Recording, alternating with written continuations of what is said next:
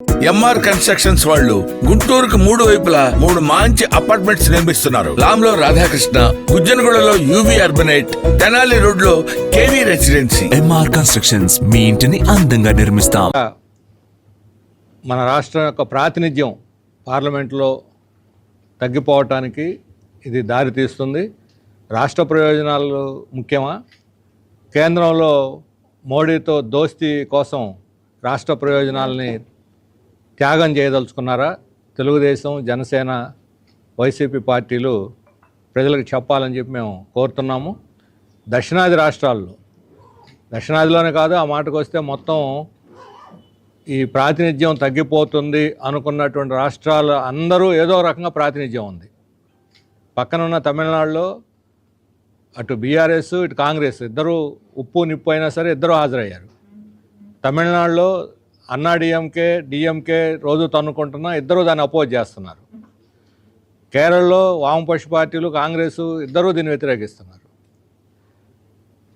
ఈ రకంగా అన్ని రాష్ట్రాల్లో అన్ని పార్టీలు ఒక తాటి మీదకి వచ్చి వాళ్ళ రాష్ట్ర ప్రయోజనాలు కాపాడుకోవడానికి నడుం కడితే, ఇక్కడ మన రాష్ట్రం వాళ్ళు మాత్రం వీళ్ళు ఇక్కడ డ్యాన్స్ చేస్తున్నారు. వైసీపీ మన రాష్ట్రానికి నష్టం జరుగుతుంది, జరగకుండా కాపాడండి అని ప్రధానమంత్రికి ఒక విజ్ఞాపన పత్రం పంపింది. కనీసం ఆ మేరకు లెటర్ రాసి రాష్ట్రానికి నష్టం జరుగుతుందని చెప్పడం వరకైనా సంతోషకరమైన విషయమే. ఆ మాత్రం గళం ఇప్పారు. మరి దీన్ని వ్యతిరేకించే వాళ్ళు దానికి హాజరై ఉంటే ఇంకా బాగుండేది. అక్కడ మన రాష్ట్రం తరఫున ఒకరు ప్రతినిధిగా కూడా ఉండేవాళ్ళు. తెలుగుదేశం, జనసేన వాళ్ళు దీనికి ఉద్దేశపూర్వకంగానే దూరంగా ఉన్నారు. జనసేన పవన్ కళ్యాణ్ గారు చెన్నై తమిళ వాళ్ళ ఛానల్కి ఇంటర్వ్యూ ఇస్తూ ఈరోజు అన్ని మీడియాలో కూడా వచ్చింది. ఇది పార్టీలు ముందు పార్లమెంట్లో పోరాడాలి, తర్వాత మీటింగ్లు పోరాటాలు అన్నాడు.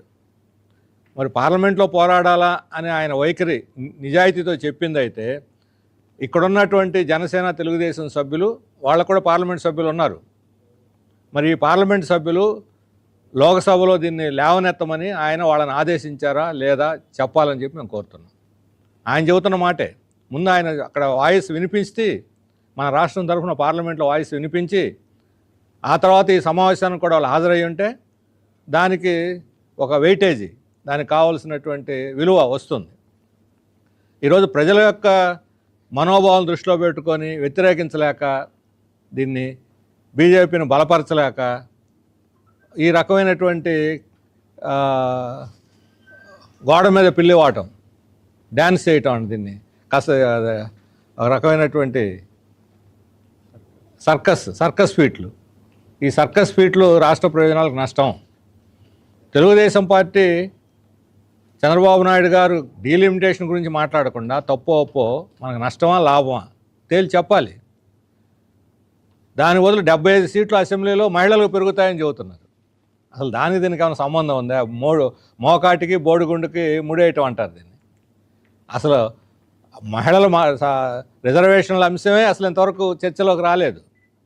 29 నుంచి అమలు జరగవు, వాళ్ళే స్పష్టంగా చెప్పారు 34 నుంచి అమలు చేస్తామని. 34 నుంచి కూడా అమలు చేస్తారో లేదో గ్యారెంటీ లేదు. ఇంతవరకు అసలు కాన్స్టిట్యూషన్ చేంజెస్ రాష్ట్రాల ముందుకు రాలేదు. అవన్నీ కొన్ని రాష్ట్రాలు ఆమోదించి, కొన్ని ఇంకా చేయలేదు. దానికి కావాల్సిన ఏర్పాటు లేదు. ఎన్నికల కమిషన్ దాని గురించి ఏం స్పందించలేదు. అంటే మహిళలకి ఆశ చూపెట్టి డీలిమిటేషన్ జరిగితే మహిళలకు మంచిది అని చెప్పి దీన్ని పక్కదారి పట్టించే ఆలోచన చేస్తున్నారు. మన రాష్ట్రంలో ఈరోజు 25 పార్లమెంట్ స్థానాలు ఉన్నాయి. ఈ 25 పార్లమెంటు స్థానాలు నిలబడతాయా, తగ్గుతాయా, పెరుగుతాయా చంద్రబాబు నాయుడు గారు చెప్పాలి. ఇప్పుడు బీజేపీ, మోడీ చేస్తున్న ప్రతిపాదన ప్రకారం జనాభాని ప్రాతిపదికగా చేసుకుంటే మన జనాభా రేటు 2.5% నుంచి 1.4% పెరుగుదల రేటు తగ్గిపోయింది. మన జనాభా ప్రకారం ఇప్పుడున్నటువంటి 25 సీట్లు 6 సీట్లు తగ్గి 19 సీట్లే ఉంటాయని చెప్పి కొంతమంది మేధావులు, విశ్లేషకులు అంచనా వేస్తున్నారు. ఇప్పుడున్న జనాభా పద్ధతిన తెలంగాణకి తగ్గుతాయి, తమిళనాడుకు తగ్గుతాయి, కేరళకు తగ్గుతాయి, కర్ణాటకకు తగ్గుతాయి, బెంగాల్కు తగ్గుతాయి, జమ్మూ కాశ్మీర్కు తగ్గుతాయి. ఒక్క 2-3 రాష్ట్రాలకు తప్ప, జనాభా బాగా పెరిగినటువంటి 2-3 రాష్ట్రాలు తప్ప ఇవి ఏటికి ప్రాతినిధ్యం ఉండదు. అందులోనూ ఇప్పుడు 524 స్థానాలు ఉంటే దీన్ని తీసుకుపోయి 830 చేయాలని చెప్పి అంటున్నారు. స్థానాలు జనాభా పెరిగినప్పుడు స్థానాలు పెంచడం తప్ప రైటా కాదు, పెరిగిన స్థానాలకు అనుగుణంగా అందరికీ న్యాయం జరుగుతుందా లేదా. కానీ మా పార్టీ వైఖరి ఏంటంటే జనాభాని దీనికి ప్రాతిపదికగా తీసుకోకూడదు. ఎందుకంటే గత 30 సంవత్సరాల్లో దక్షిణాది రాష్ట్రాలు కానీ, బెంగాల్ కానీ, లేదా మహారాష్ట్ర కానీ కొన్ని రాష్ట్రాలు చాలా కాన్షియస్గా జనాభా నియంత్రణని పాటింపజేశాయి. జనాభా కంట్రోల్ చేసినందువల్ల జనాభా తగ్గిపోయింది. ఈరోజు ఉత్తరప్రదేశ్, బీహారు ఇటువంటి రాష్ట్రాల నుంచి జార్ఖండ్, మన రాష్ట్రానికి, కేరళకి, బెంగళూరుకి విపరీతంగా వలసలు వస్తున్నారు. అక్కడ జనాభా పెరిగి వాళ్ళకి తగిన ఉపాధి లేక వలసలు వచ్చేస్తున్నారు. ఇప్పుడు అక్కడ వాళ్ళకి ఈ జనాభా ప్రాతిపదిక మీద స్థానాలు పెరుగుతాయి.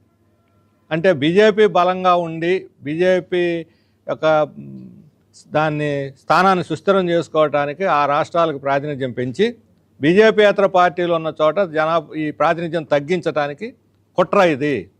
ఈ కుట్రగా ఆంధ్రప్రదేశ్ కూడా బలైపోతున్నది. మన వాయిస్కి గళానికి విలువ లేకుండా పోతుంది. ఇప్పటికే రాష్ట్రం విడిపోయి 42 స్థానాలు కాస్త 17-25 కింద మారి 2 రాష్ట్రాలు కలిసి ఉమ్మడిగా పోరాడలేని స్థితి మనలో మనం కొట్లాడుకుంటూ మన తెలుగు వాళ్ళ యొక్క వాయిస్ బలహీనపడింది. ఇప్పుడు ఈ డీలిమిటేషన్ తోటి తెలుగు వాళ్ళ వాయిస్ అస్సలు ఢిల్లీలో వినపడదు. మన మాటకే విలువ రాదు. వాళ్ళు కాళ్ళు పట్టుకొని గడ్డాలు పట్టుకొని ఏదైనా నిధులు సంపాదించడం తప్ప అభివృద్ధి జరగటానికి కూడా ఇది ఆటంకం అవుతుంది. ఆంధ్రప్రదేశ్ అభివృద్ధి కూడా ఆటంకం అవుతుంది. అందుకని జనాభాని ఒక పాలసీగా నియంత్రించినటువంటి దానికి పాపం దాన్ని ఈరోజు ఒక శిక్షగా చేయటం అనేది తప్పు. అది పాలసీగా ఉండకూడదు. ప్రోరాటా అని ఏదైతే మోడీ, అమిత్ షా చెబుతున్నారో ఆ ప్రోరాటా అనేది జనాభా ప్రాతిపదిక మీద కాకుండా ఇప్పటికే ఉన్న రాష్ట్రాల సీట్ల ఆధారంగా ఈ ప్రోరాటా ఉండాలి. అంటే ఇప్పుడు 25 స్థానాలు మనకు ఉన్నాయి. 25 స్థానాల్లో రేపు